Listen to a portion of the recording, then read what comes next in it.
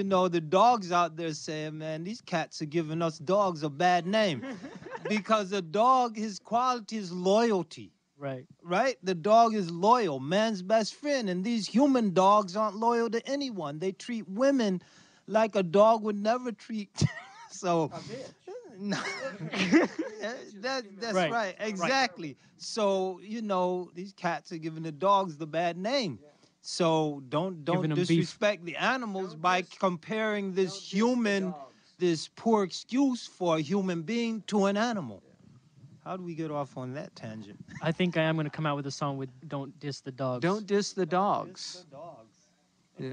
After that, we only have like 4 minutes left for the show. I wanted to ask you, what are your long-term goals for Zaytuna? What do you hope to see happening? Well, I mean, ultimately, Zaytuna is an educational institute. We're committed to trying to help remove the ignorance out there. I mean, we feel that what is confronting humanity everywhere is ignorance, and we want to remove ignorance. And embedded in the word ignorance is the word ignore. And when you ignore things that are important, it's a display of your ignorance. And Islam is important. 1 out of every 5 people is Muslim. Just like I would encourage Muslims to learn about and to have a greater respect for other traditions that are out there.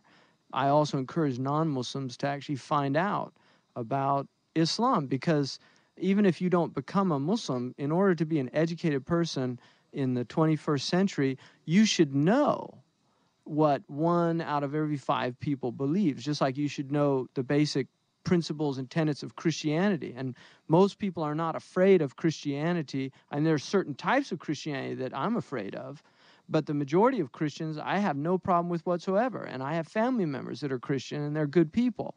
And that is also true for Muslims. The majority of Muslims are good, law-abiding people, and they're actually some of the best neighbors that you could ever have. And that I'm not exaggerating that.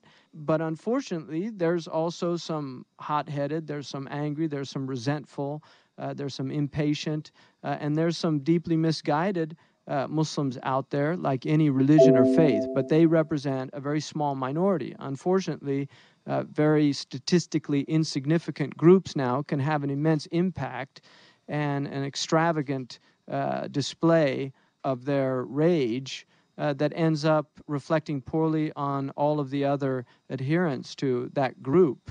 But intelligent people should never fall into the fallacy of composition, which is a logical fallacy where you imply just because one member has characteristics, you apply it to all members. So if you have a bad experience with a Jew, suddenly every Jew is bad, or a bad experience with a Hindu, every Hindu is bad, or a humanist, or whoever's out there, or a black person, or a yellow person, or a red person, or a white person. So we're about trying to eliminate and remove ignorance in our own selves, because we still have those qualities, and we don't.